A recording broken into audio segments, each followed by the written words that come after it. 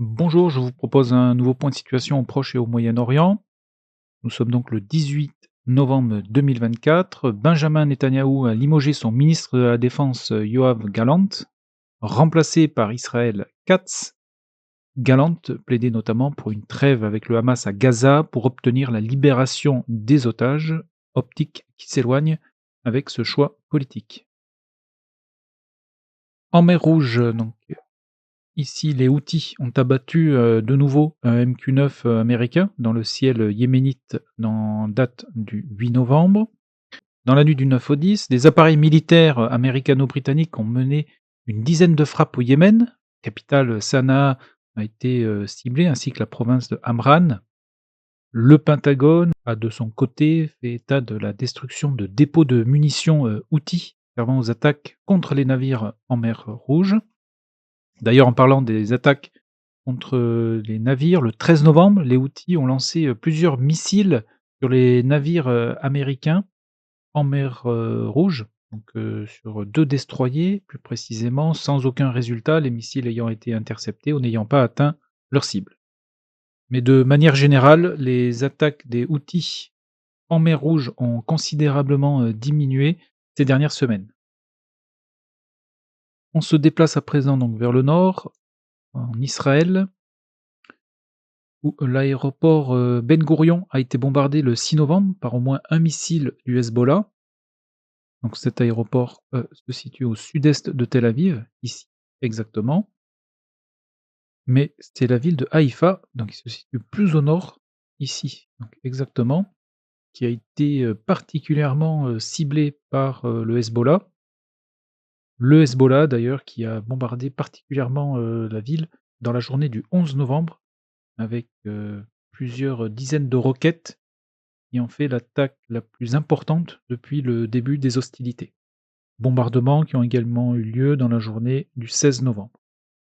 Un missile Houthi a été intercepté dans le ciel israélien à hauteur de Beit Shemesh. Alors ce village plus au sud ici, Beit Shemesh, c'est ici exactement, donc c'est dans le ciel de ce village. Le missile Houthi a été intercepté. Dans la matinée du 11 novembre, un incendie s'est déclaré là où les débris du missile sont tombés. Et on peut noter qu'à proximité de ce village se situe, la base de, Esdot Misha, donc qui se situe ici. Et donc je parle ici au conditionnel car ce n'est pas officiel, mais ce serait, donc dans cette base, une partie des ogives nucléaires israéliennes serait stockée. Mais aucun dégât ni impact n'a été signalé sur cette base. Nous allons maintenant nous diriger vers la bande de Gaza, donc qui se situe plus au sud-ouest, ici où un soldat américain de 23 ans, le sergent Stanley, qui avait été préalablement blessé cet été à Gaza, est décédé de ses blessures dans un hôpital au Texas. Il avait été, évacué. Par contre, les circonstances de sa blessure à Gaza ne sont pas connues. Selon le l'US Army, c'était lors d'une opération humanitaire. Dans le nord de la bande de Gaza, à Beit Laïa, qui est ce quartier exactement, des embuscades ici sont régulièrement, menées contre l'armée israélienne. Le 17 novembre, une vidéo a été publiée, je vous partagerai en description, où un bulldozer D9 et un blindé de transport de troupes israélien ont été, touchés par un lance-roquettes, anti-char El Yassin de 105 millimètres. Dans ces combats et embuscades, l'armée israélienne a reconnu, des pertes. Plusieurs, militaires israéliens ont été tués dans ces embuscades et combats. Le même jour, le 17 novembre, donc dans la soirée, un immeuble a été, détruit par une frappe israélienne dans ce même quartier de Beit Laïa, et ici, tuant 30 personnes, élevant le bilan des victimes à plus de 50 depuis, dimanche. Les forces israéliennes annoncent avoir ciblé des combattants du Hamas, mais entraînant dans le même temps des pertes civiles. L'opération, de Tsahal, sur le camp de Jabalia se poursuit. Donc Jabalia, c'est un petit peu plus au sud, c'est ici, exactement. Dans la partie centrale de la bande de Gaza, les bombardements israéliens continuent sur Nuseirat, qui se situe ici, et en face, ici, sur Boureij. Et sur la partie sud de la bande de Gaza, les bombardements ont ciblé la ville de Khan Younis, qui se situe ici, ou Khan Younes, et également Rafah, et plus au sud. Mais ici, sur la bande de Gaza, il est très difficile d'établir des lignes de front, dans la mesure où, les combats sont, davantage sous forme de guérilla et les combattants du Hamas mènent des embuscades, même dans des parties, qui sont signalées comme sous contrôle de l'armée israélienne. En Cisjordanie, donc à l'est ici, des colons israéliens ont attaqué le village de Beit Fourik, au sud-est de Naplouse. Donc Naplouse, c'est ici. Donc le village de Beit Fourik se situe ici, donc où des colons israéliens ont attaqué des Palestiniens. Un véhicule a été, incendié. Selon les informations locales, cette attaque, serait, une réponse à un vol que les colons israéliens auraient subi donc dans ce secteur. Et à la suite de ces affrontements, l'armée israélienne est intervenue afin de protéger donc les colons dans la journée du 16 novembre. Et à noter que ces 2 derniers jours, 29 Palestiniens ont été arrêtés par les forces israéliennes en Cisjordanie, où, la situation, reste toujours, tendue entre Palestiniens et Israéliens. Direction le nord avec, ligne de front au sud Liban où un nouveau drone israélien, un Hermès 450, a été abattu par le Hezbollah dans la journée du 14 novembre. La ville de Tyr, qui se situe donc ici exactement, a été bombardée par l'armée israélienne le 16 novembre. Concernant la ligne de front, donc nous allons commencer à l'ouest pour nous diriger vers l'est. Donc pour votre information, j'ai rajouté cette, ligne rose ici que vous voyez et qui est donc, la ligne bleue qui avait été tracée le 7 juin 2000 par l'ONU après le retrait israélien du Liban le 25 mai 2000, mettant fin à l'occupation commencée en juin 1982. Donc cette ligne bleue, elle marque en fait la frontière entre le Liban et Israël pour vous donner une meilleure vision des avancées israéliennes au sud Liban.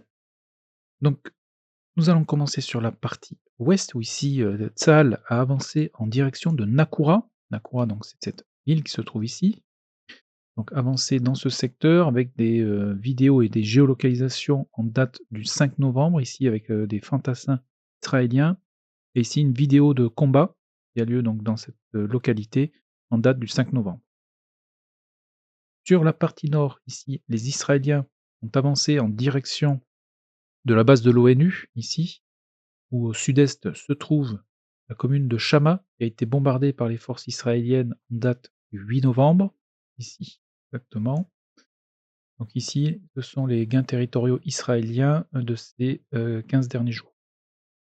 On continue le long de la ligne de front. Alors dans le secteur de Hermeich ici, je n'ai toujours aucune information, donc je laisse ce secteur dans la zone grise. Par contre sur la partie est ici et par rapport à la dernière vidéo, on note une avancée, de l'armée israélienne donc sur les villages de Taloussé, ici, ainsi que sur Kalat Deba, ici. Et sur la partie nord, il n'y a pas eu de modification des zones de contrôle et de la ligne de front, donc ces 15 derniers jours. Par contre, nous avons une vidéo avec des soldats, israéliens dans le village de Kfar Kvila, ici, donc une vidéo qui a été publiée 16 novembre, ce qui confirme le contrôle de ce secteur par l'armée israélienne. Et il y a également une offensive en cours sur la commune de Kiam, qui se situe ici. Et ici, les Israéliens sont en train de lancer une attaque en direction de ce village. Et ensuite, notez une incursion, de fantassins israéliens, donc un petit peu plus à l'est, dans le secteur du village de Sheba. Donc souvenez-vous, ce village avait été particulièrement bombardé par l'armée israélienne le 26 avril dernier, suite à une embuscade qui avait été, tenue ici par le Hezbollah contre des unités israéliennes. Ça, c'était le 25 avril dernier.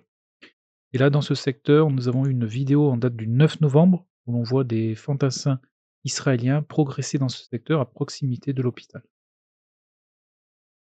Et les 2 parties ont accusé donc, des pertes en hommes et en matériel donc, ces 15 derniers jours. Comme vous pouvez le constater, les 2 secteurs les plus actifs ont été donc sur la partie ouest ici et sur cette partie ici, centrale, on peut appeler, par rapport à l'est. Sur Beyrouth, qui se situe donc bien plus au nord, ici. La banlieue sud de la ville a été bombardée le 16 novembre par l'armée israélienne, où, le responsable du département des relations avec les médias du Hezbollah a été tué Il s'agissait de Mohamed Afif. À présent, direction la Syrie, où il y a eu de multiples frappes aériennes israéliennes, qui d'ailleurs se sont multipliées ces dernières semaines, comme le 9 novembre, où un dépôt de munitions de l'armée syrienne dans la ville de As-Safira, donc dans le sud-est de la région d'Alep. Donc Alep se situe au nord-ouest de la Syrie. Donc dans le nord-est de cette région de Alep, comme je vous l'annonçais, plusieurs dépôts de munitions de l'armée syrienne ont été bombardés. Et toujours dans cette journée du 9 novembre, des positions des forces gouvernementales ont été ciblées dans la ville de Sarakib, Sarakib ou Sarakeb ici, l'est de la région d'Idlib. Idlib, c'est cette ville ici. Et ce sont les premières frappes israéliennes dans cette région. Je dézoome pour bien vous montrer. Et en face ici, c'est la Turquie. Le 10 novembre, cette fois-ci, les bombardements ont eu lieu sur la capitale Damas, plus exactement sa périphérie suburbaine de Saïda Zainab, située sur la route de l'aéroport international. D'après les médias arabes, l'attaque a été menée sur un bâtiment abritant des combattants du Hezbollah, où au moins 7 personnes ont été tuées.